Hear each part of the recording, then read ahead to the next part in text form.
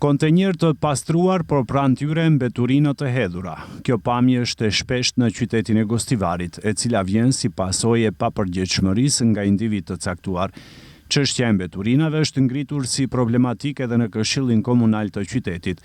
Këshilltari i BDI-s Aziz Dauti pretendon se në çdo lagje ngrumbullohen mbeturinat. Pse mbeturinat nuk mblidhen, ka lagje ku me javë tëra kontenjeret e mbeturinave nuk mblidhen.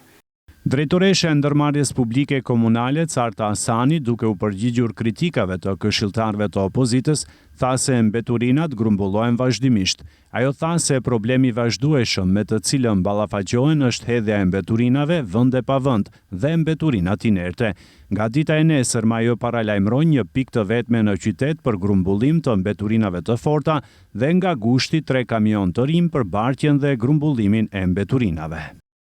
Ne si ndërmarrje kemi ndërmarrë një hap tjetër dhe besoj se deri nesër do ketë një pikë grumbullimi të këtyre mbeturinave inerte, për të cilën do të njoftohen të gjithë qytetarët nëpërmjet rrjeteve sociale, ku grumbullimi i këtyre do të bëhet në një pikë dhe ne do të kemi kohë më shumë që të bëjmë mbledhjen e mbeturinave nëpër zonat të cilat kemi pasur mungesë. Komuna e Gostivarit ka bërë shpallje për furnizimin me 3 kamion për bartjen e mbeturinave dhe besoj se muajin e ardhshëm do t'i kemi në dispozicion, kështu që kjo do ta zbusë sadopak situatën që është krijuar.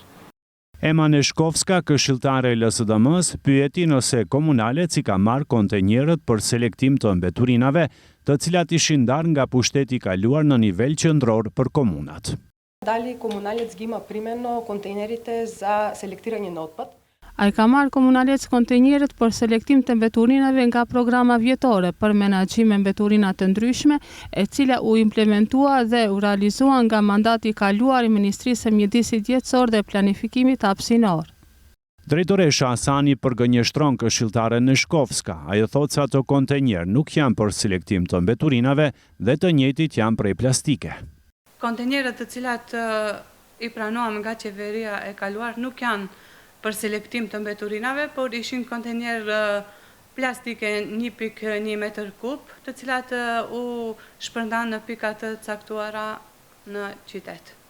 Do me thënë, kontenjerët të cilët i pranuam nuk ishin për selektim, por ishin të thjesht, kontenjerë të thjesht për mbledhjen e mbeturinave.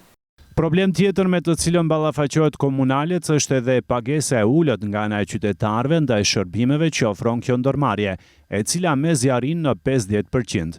Ndryshe, në seancën e fundit të Këshillit Komunal mbajtur ditë më parë, kaloi raporti financiar për kuartalin e parë të komunalec, periudhë të cilën ndërmarrja pavarësisht problemeve me të cilat ballafaqohet e ka mbyllur me fitim prej mbi 10 milion denar.